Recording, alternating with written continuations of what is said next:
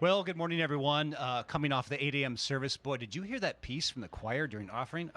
It's just so nice to have the choir back. Well, this is that which happens between the before and the after. This is the interlude. And today I'm up here in, I guess we call this the loft. This is kind of where all of our camera guys hang out. So I've got a very special guest today to kind of fill us in on what happened during worship. So, Pastor Matt, come on in here. And you're usually here doing the interlude. I'm kind of behind the scenes, but it's always so nice to kind of be in front of the camera and talk to you about what happened during worship. It's so great to be here, and wow, what a perspective of the sanctuary from here. It's beautiful, isn't it? It's like I feel like we're kind of up on the 50-yard line of the exactly of the worship field here. Exactly. Anyway, so this was so very interesting. You started off your sermon with talking about Mount Sinai and how your guide took you down to this witnesses place, which kind of led into the rest of the sermon about being witnesses to Jesus.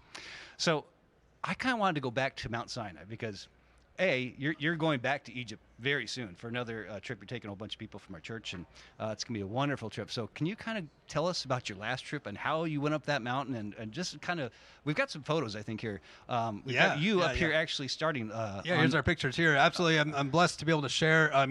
Anytime I share pictures like this from our journeys over to the biblical lands, inevitably, every time I leave worship, people always ask, like, I want to hear more about that. You're going to show pictures sometimes. So here's our opportunity. I know. This is Mount Sinai. And yes, we're taking a group here in just a couple of weeks from the church. And anybody is welcome to any of these Bible trips that we go on. So join us on board. But here's going up Mount Sinai. Now, the special tradition that happens with Mount Sinai in particular is that it occurs at nighttime. You hike up the mountain in the middle of the night. So you had to get up like what time? Yeah, I don't remember precisely, but it's probably like 1 or 2 o'clock in the morning, something like that. So it's like pitch black. You're walking up these like, look from this, it's like stones that you're walking up. Yes, it's a little under 5 kilometers to the top. It's all uphill until you get to the end, and then it's about 730 steps, I think it is. And pitch black, and you're out in the middle of absolutely nowhere. So there's no ambient light or anything like that. It's just pure darkness, and it's a really special experience. The purpose is so that when you get to the top, you arrive there just in time for the sunrise and the most beautiful sunrise so ever. Beautiful. I can only imagine. Yeah. I've done that a few times with Camelback, but I'm certainly not anywhere near Mount Sinai. Oh, Camelback is a spiritual experience in itself. It is. It's our own little Mount Sinai here in the valley. Exactly. Anyway. So you get all the way to the top, and I think we'll just kind of scroll through some pictures that I took here. Here's my guide that I referenced in the story there. This is Muhammad you were talking about. And he's a local, and you have to have a local showing you the way so you know where to go, and out of respect for the locals that live there, they kind of run the territory there. Right, that's awesome. And along the way, there are these little shops like you can stop in, and you can have tea or coffee or get a snack. So it's not like it's just like an endurance thing where you get to the top as fast as you can. Right. But you take your time. Along the way, you stop, you take rest. There's blankets because it's really cold. Oh, that's so great. Get warmed up a little bit before you keep going. So you're out in the middle of nowhere, walking up this mountain, and there's little vendors along the way to kind of help you. Exactly. That sounds like a wonderful experience. They got everything you need too. Anything you need. So there we are, getting to the top there. Look at that. Yeah, getting real close there, and what you're going to see is the sun's just going to start coming out. There it is. Oh, it's so beautiful. You see the whole horizon there across the entire line, and it's just a beautiful, beautiful scenery. And for miles upon miles, you don't see anything else. Now, you got a blanket on here. Now, to me, Mount Sinai seemed like it'd be very warm and hot, but that looks very cold right there in that shot. Well, we know from living in the desert that people often underestimate, how cold it gets in the wintertime at night. Yeah. So it can be very hot in the daytime, and then at night, once that sun goes down, that heat disappears too. And this is a pretty good elevation here, so it is very, very cold. As you can see, I'm all bundled up, and they have blankets for you and stuff that the vendors supply for you along the way. Oh, this is so great. But then once the sun comes out, it warms up again, and everything's beautiful. Like a great day. Beautiful. And here's the sun coming out, and this is the picture that I shared in worship with our children's time.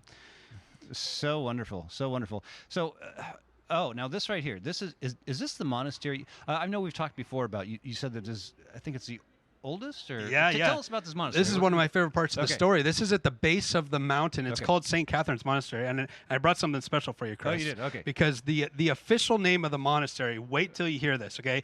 The short name is St. Catherine's Monastery. Here is the official name of the monastery. Okay. Sacred, Autonomous, Royal Monastery of St. Catherine of the Holy and God-Trodden Mount Sinai. Oh my That's goodness. a mouthful, isn't it? That is a mouthful. Yeah, check that out. Oh my goodness, look. My favorite part is the God trodden mountain. I just think that's such a beautiful image, beautiful phrase. Oh, it is so much. And it really is just. It looks like just a beautiful place. Yeah, Looks yeah. like So this monastery, it's the oldest continuously operating monastery in the world. And so one of the questions that I'm commonly asked is how do we know that this is Mount Sinai? Because there's several contenders for Mount Sinai, right?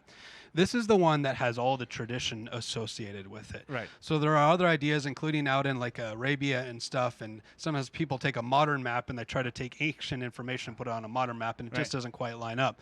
But this one, I put a lot of value in tradition. The old traditions of the earliest church, they have great value for me. And so this is the earliest continuously occupied monastery. These are people that have lived here for a very long time, dating back to the early centuries, and they have identified this spot as a significant spot. So the precise location where Moses went is not exactly known, but general area, the general region is what we're talking about. And you saw that picture there, this one of the bush. Oh, it's now there's beautiful. also this great traditional story associated with it, that the monks that run this monastery claim that this bush is associated with the original bush of the burning bush from Moses' story. Oh, this is interesting, like a transplant. Yeah, exactly. It's like they were the first herpetologists or something. right. So it's a very special bush, You can see it's not on fire here, though.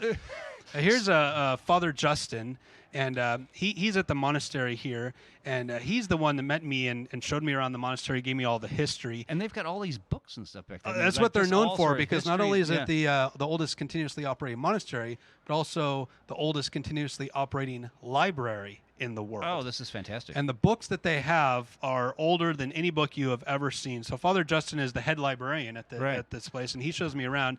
And what I was particularly interested in, and one of the reasons I went here, is to see this document here. Now, what are we looking at here? The Codex Sinaiticus, and what it is the oldest Bible in the world. Wow! And you can see it's in these individual leaves, so they can protect it in these plastic sleeves. Now, this is actually a section out of the Gospel of Mark.